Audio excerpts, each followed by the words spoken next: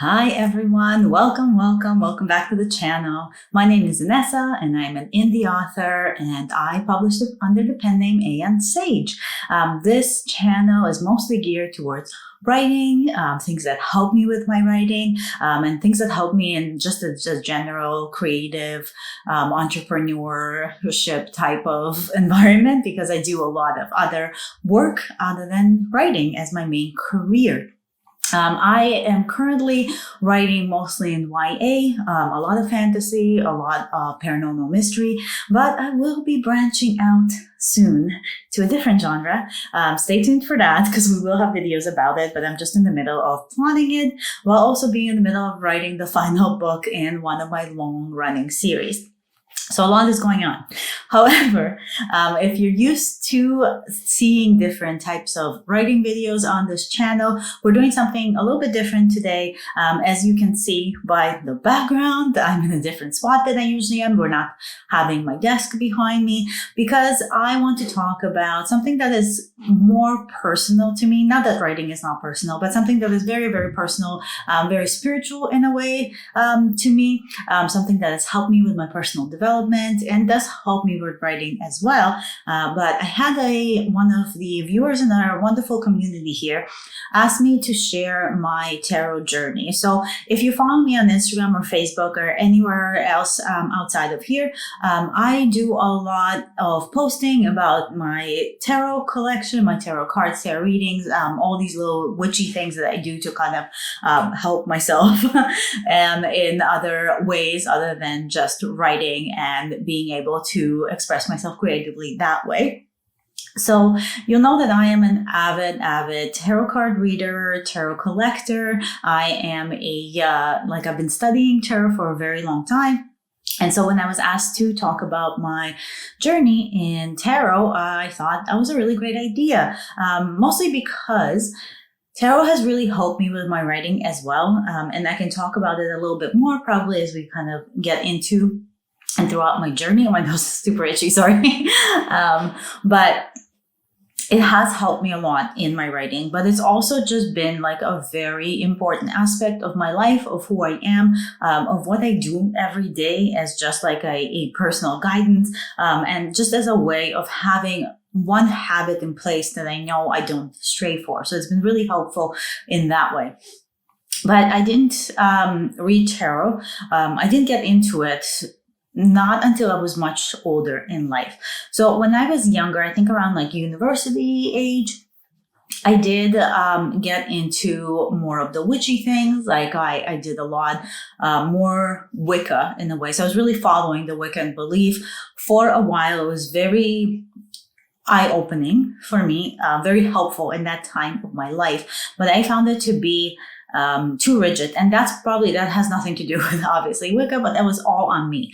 I did not know enough about it. And so I thought that I had to follow everything to the T. And then when I didn't know how to do something, I felt really frustrated. And so it had the opposite effect than what it should have.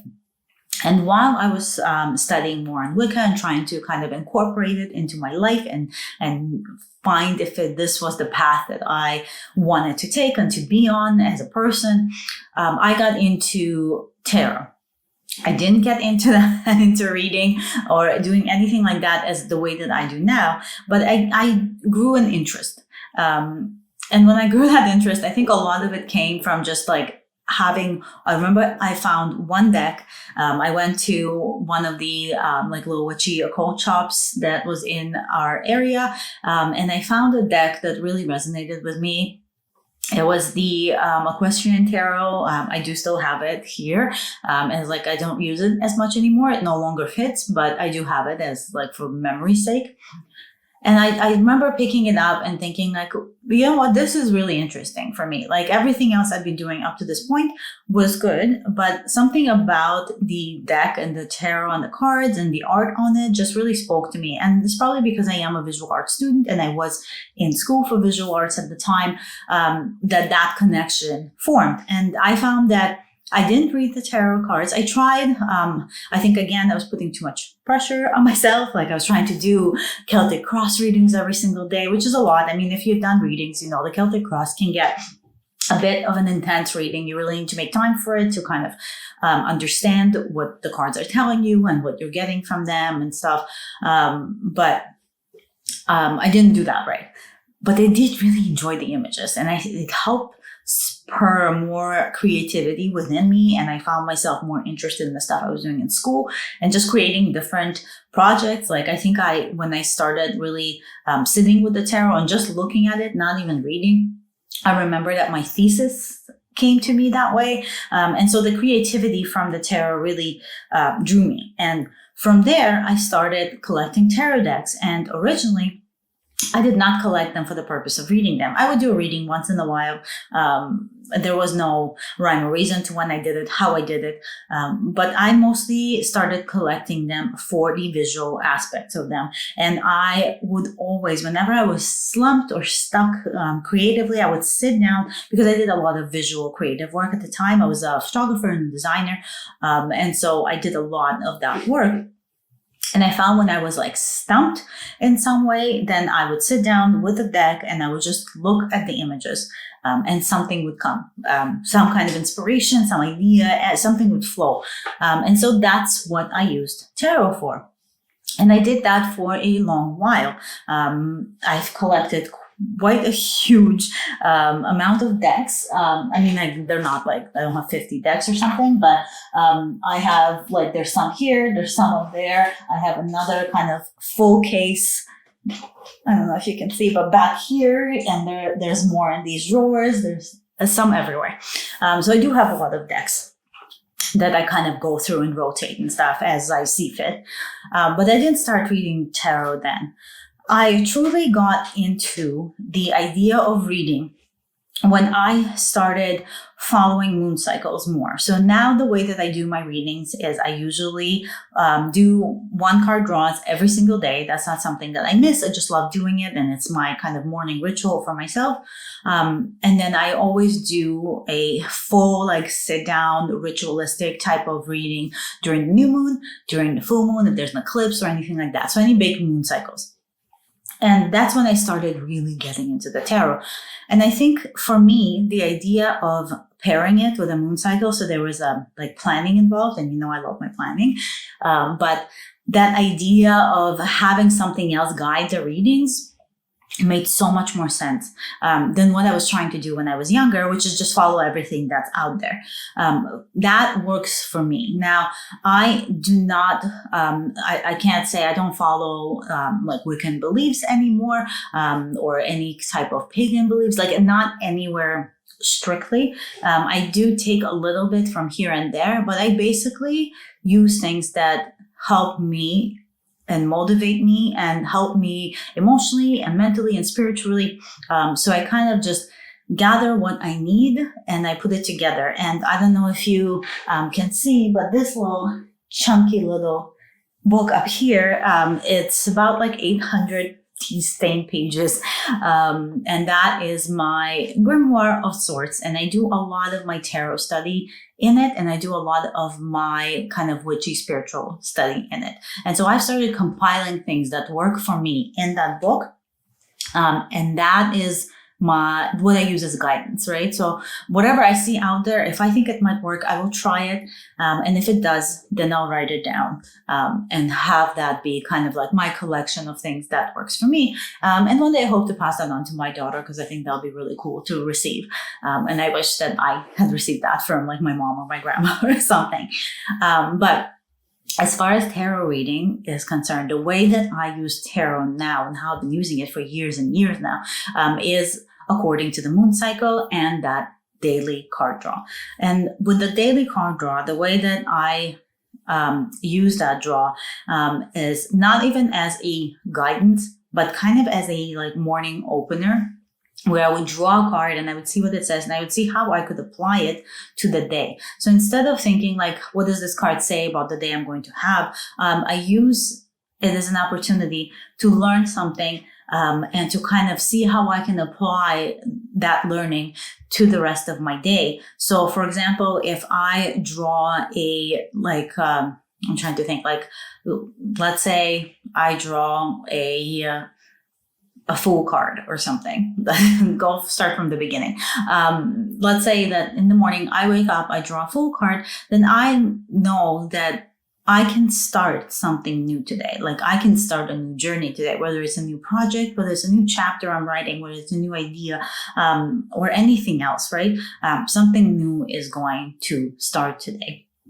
If I am drawing more wand cards, so let's say during the week I'm drawing a lot of wand cards, and I know that this is the week that I really need to concentrate on my creativity, on my passions and things like that. And the opposite, if I'm drawing a lot of pentacles, and I have to think about like work, money, concentrate on things that will help me get my finances in order, right? So that's kind of how I use the cards every day as a guidance. Then every week, I do sit down and I do a kind of smaller spread. Usually it's a 3-card spread, and whatever variation of that 3-card spread that I might be called to do or am into at the moment. And that's my Sunday evening routine for just me. My baby's asleep. My husband's out doing his own thing, watching a movie or whatever he's doing. And I get to just come in here and sit and think and just do a very simple spread, do a few draws, and I make notes of it. I have a planner, which I will link that video, but I do have this planner, this Hobonichi Weeks that I use for all my tarot readings. So I write it down there. And that is basically what I do every single Sunday evening. I do skip some here and there. There's ever since like during the time when my baby was very, very small, I obviously didn't have the energy to do as many polls or read, or like my time was all wonky. So I had to skip it there, and that's fine, right? Because I'm not that kid in university anymore where I feel like everything has to be like super rigid and structured. But then, like I said, on the new moon and on the full moon, I would usually do, so on the new moon, I usually do like a bigger reading. Usually the spread is anywhere between 7 and 12 cards. And I sit down and I think about it. And a lot of times I will cast a circle, and I will do something that's more ritualistic in that way. And for the full moon, more often than not, I will probably have another kind of spell working in place. So I'll either create like some kind of candle or a jar of some sort, or I'll do like a home protection spell or something, and follow that with a reading as well. So that's kind of where I am right now with tarot. I don't put pressure on myself. I just do what I want to do and however it fits my life. So my recommendation, if you're thinking of getting like truly into reading and tarot and stuff like that, don't do what I did when I first started. Don't put pressure on yourself. Go out, take a look at different decks, find one that kind of speaks to you or calls to you or you're really interested in, pick that up and slowly get into it. Don't force yourself to do readings. Draw a card, like whenever you feel like it. Whenever you have some extra time, draw a card. And as you slowly start to draw more cards, as you learn more and more about them, you can either like get more into intense readings. You can do what I do, which is tarot study. So like in the grimoire that I do sit down once in a while and I do like a full study where I'll spend a couple hours just like going through the different cards, writing down what they mean, different crystals that go along with them, different chakras that go along with them, parts of the body that go with that card. So I do like more in-depth studies of the cards if you feel like it. Again, you don't have to do this. I didn't start doing this until much later in my tarot journey. But I would start slow. Build your interest for them, because that's how you'll stay interested. And that's also how you'll get the most out of tarot cards, I think. Because if you take a look at what's out there and you just try to follow what other people are doing, it can be very, very overwhelming and you might lose interest faster than you had hoped to. So I do think that you should start slow, start with one deck and build outward. And if all you use that deck for is just visual inspiration, then that's all you use it for. That's all you need it for, right? Let it tell you what you need, and you kind of use it as a guidance instead of forcing yourself to adhere to what you think is appropriate for a tarot reading, if that makes sense. So I hope you guys enjoyed this like slightly more personal little chat. I had nothing prepared. Like I literally was just like talking to you. There's no notes, nothing. I just wanted to sit down and chat about it. So hopefully you enjoyed it. If you are a tarot reader, let me know what your favorite deck is. I'm always looking to try out new ones. And if I don't have it, I will pick it up. And if you have any questions about tarot, or if you have any ideas for videos that you want me to do, definitely let me know in the comments. And as always, thank you for subscribing. And if you haven't yet and you'd like to, I'd really appreciate it. I'd love for you to join our community here. I love you guys. I hope you're having a wonderful fall starting / end of summer. It's still a weird little weather situation out there, but Halloween is close. So you know I am excited. It's actually my baby's first Halloween, and she already has 2 costumes. And she is going to be like 7 months at Halloween. So she'll be just lying around in them, but she has 2 of them. So I'm super excited. So hopefully you guys are looking forward to Halloween as well. And with that said, we will be back to our regular scheduled programming of talking about writing, craft, and creative things and all of that next week. Thanks so much for sticking around, and I hope you guys stay magical, and I will talk to you next week. Bye.